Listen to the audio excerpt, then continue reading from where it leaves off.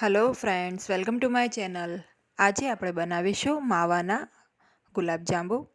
જો તમે મારી ચેનલ પર નવા હો તો મારી ચેનલને સબસ્ક્રાઈબ કરજો, જેથી આવનારી નવી વિડીયોની નોટિફિકેશન તમને સૌથી પહેલાં મળી શકે. તો ચાલો આપણે રેસીપી સ્ટાર્ટ કરીશું. સૌપ્રથમ આપણે અહીંયા ખાંડ લેવાની છે. તો અહીંયા મેં લગભગ 3 કપ જેટલી ખાંડ લીધી છે. તો મારી પાસે જે કપ છે એ 250 ml વાળો કપ છે. એ કપના માપથી મેં 3 કપ ખાંડ લીધી છે. તો હવે આપણે આમાં પાણી એડ કરીશું. તો 3 કપ ખાંડની સાથે મેં અહીંયા 3.5 કપ જેટલું પાણી લીધું છે. હવે આપણે આને હાઈ ફ્લેમ ઉપર ચાસણી બનાવવા માટે મૂકીશું. તો આપણે ગુલાબજાંબુની જે ચાસણી હોય છે એ બહુ થીક નથી હોતી, લગભગ અડધા તાર જેટલી જ ચાસણી હોય છે. એટલે આપણે આમાં પાણીનું પ્રમાણ થોડું વધારે રાખવાનું છે. હવે હાઈ ફ્લેમ ઉપર આપણે ખાંડ આપણી મેલ્ટ થાય ત્યાં સુધી આપણે એને પહેલાં થવા દઈશું. તો આ ચાસણી એકદમ ફટાફટ બની જાય છે. તમે જોઈ શકો છો હાલ અત્યારે આપણી ખાંડ જે છે એકદમ સરસ રીતે મેલ્ટ થઈ ગઈ છે. હવે આપણે આમાં ટેસ્ટ માટે એલચીનો પાવડર એડ કરીશું. તો અહીંયા મેં 4 થી 5 નંગ ઇલાયચીને આ રીતે કૂટીને નાખી દીધું છે. તો હવે આપણે આમાં ફ્લેવર માટે અને સરસ સુગંધ આવે ગુલાબજાંબુ એના માટે ગુલાબજળ નાખીશું. તો તમે કોઈ પણ કંપનીનું ગુલાબજળ લઈ શકો છો. અહીંયા મેં લગભગ 2 ચમચી જેટલું ગુલાબજળ એડ કર્યું છે. તમે ઈચ્છો તો આમાં કેસર અને સાથે પીળો કલર પણ જો હોય તો તમે એને પણ એડ કરી શકો છો. આ રીતે આપણે સારી રીતે મિક્સ કરી લઈશું. હવે ખાંડ એકદમ સરસ રીતે મેલ્ટ થઈ ગઈ છે. હવે આપણે આને હાઈ ફ્લેમ ઉપર 2 થી 3 મિનિટ થવા દઈશું, જેથી ચાસણીમાં થોડી ચીકાશ આવી જાય. તો હવે આપણે આગળની પ્રોસેસ કરીશું. અહીંયા મેં મોળો માવો લીધો છે. તો માવો લગભગ 350 થી 400 ગ્રામની આસપાસ આ માવો છે. તો માવાનું ટેક્સચર તમે જોઈ શકો છો, એકદમ ક્રમ્બલી છે અત્યારે. જો તમે ફ્રીઝમાં માવો મૂક્યો હોય તો એને કલાક પહેલાં બહાર કાઢી મૂકવો. હવે આપણે આને મસળીને એકદમ સ્મૂધ આનું ટેક્સચર થાય એ રીતે આને આપણે મસળવાનું છે. મસળતી વખતે આપણે થોડું આમાં દૂધ એડ કરીશું. તો 2 ચમચી જેટલું દૂધ લઈને આપણે આમાં આને મસળીશું.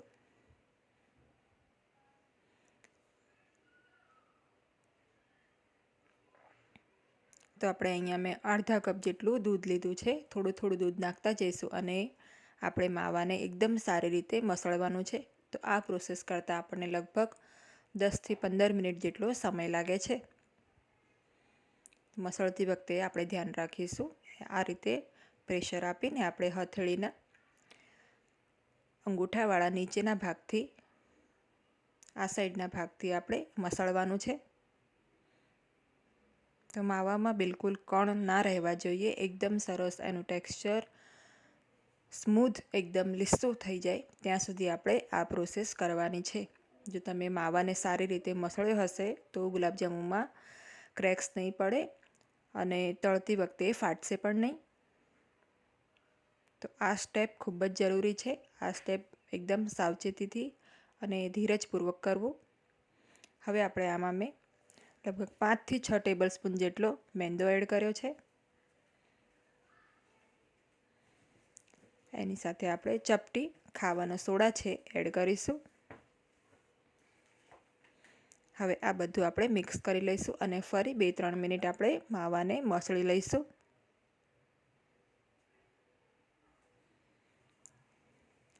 તો આ રીતે આપણો જે લોટ બાંધીને તૈયાર છે, લોટ આ રીતે સોફ્ટ હોવો જોઈએ, હાર્ડ ના હોવો જોઈએ. હવે આપણે આને ઢાંકીને 10 થી 15 મિનિટ રેસ્ટ આપીશું. ચાસણી પણ અહીંયા રેડી છે. તો હવે ચાસણીને આપણે એક બાજુ મૂકી દઈશું. હવે બાંધેલા લોટને 10 થી 15 મિનિટ બાદ આપણે ગુલાબજાંબુ વાળવા માટે લઈશું. હાથ ઉપર આપણે થોડું ઘી લગાડી લઈશું અને આ રીતે એક નાનો બોલ આપણે વાળીશું. તો બોલ વાળતી વખતે આપણે ધ્યાન રાખવાનું છે, એકદમ 2 હથેળીની વચ્ચે પ્રેશર કરીને દબાવીને આ રીતે આપણે ગોળ વાળવાનું છે. આ રીતે એક ગુલાબજાંબુ રેડી થઈ ગયું છે. તમે જોઈ શકો છો આમાં બિલકુલ ક્રેક્સ નથી, તો આમાં એક પણ ક્રેક્સ ના રહે એ વાતનું ધ્યાન રાખીશું. અને હથેળીથી દબાવીને આપણે ગોળા વાળવાના છે. તો આ રીતે આપણે એક એક બેચના ગોળા વાળીશું.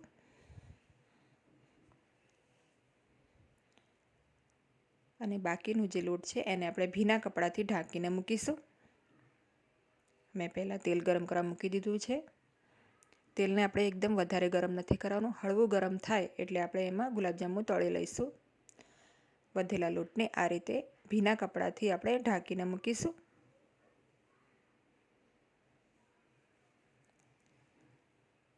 તો હવે તેલ આવી ગયું છે.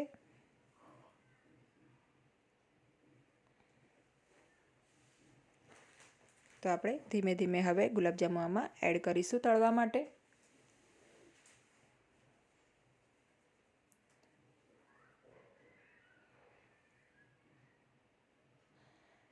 તો આપણે એકદમ એકસાથે વધારે ગુલાબજાંબુ એક બેચમાં નથી નાખવાના, થોડા થોડા કરીને આપણે તળીશું. જો કઢાઈની સાઇઝ મોટી હોય તો આપણે વધારે નાખી શકીએ, તો પણ આપણે અહીંયા મેં નાની સાઇઝના બનાવેલા છે એટલે મેં આટલા એક બેચમાં એડ કર્યા છે. ગુલાબજાંબુ નાખ્યા બાદ આપણે એને અડવાનું નથી, થોડીવાર એ જ રીતે થવા દેવાનું છે. થોડો એનો કલર ચેન્જ થાય પછી આ રીતે ઝારાની મદદથી તેલને એની ઉપર આપણે નાખીશું, જેથી જે આપણા ગુલાબજાંબુ છે બધી જગ્યાએથી સારી રીતે એકદમ સરસ કૂક થાય અને એનો કલર પણ એકદમ સરસ આવે. જો તમે ગુલાબજાંબુ નાખીને તરત ઝારા અથવા ચમચી વડે એને ફેરવવાનો પ્રયત્ન કરશો તો એ ચોંટી જશે અને ગુલાબજાંબુ ફાટવાનો પણ ડર રહે છે. તો આ રીતે એકદમ લો ફ્લેમ ઉપર આપણે ગુલાબજાંબુને તળવાના છે. એનો કલર આ રીતનો થોડો ડાર્ક થઈ જાય એટલે આપણે એને કાઢી લઈશું.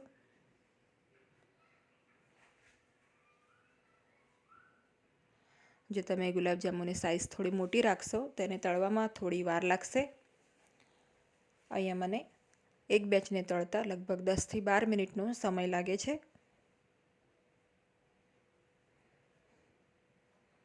તો હવે આપણે આ ગુલાબજાંબુને કાઢી લઈશું.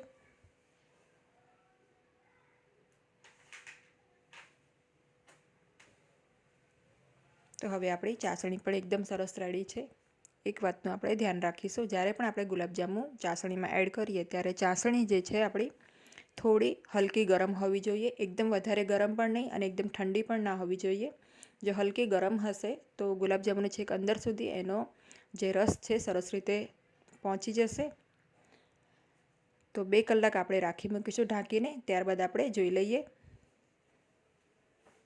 તો 2 કલાક બાદ આપણા ગુલાબજાંબુ એકદમ સરસ રેડી છે ખાવા માટે. એક ગુલાબજાંબુ તમને આ રીતે તોડીને બતાવું છું.